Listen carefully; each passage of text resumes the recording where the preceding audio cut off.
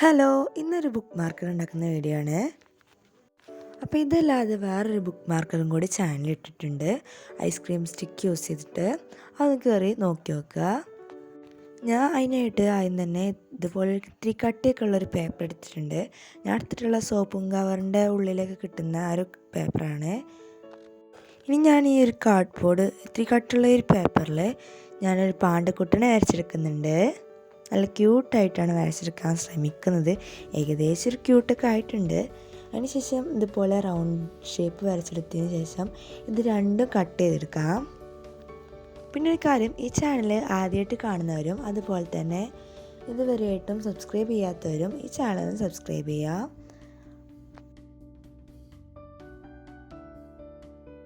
പിന്നെ ഈ video ഇഷ്ടപ്പെട്ടാണ് like ചെയ്യണേ.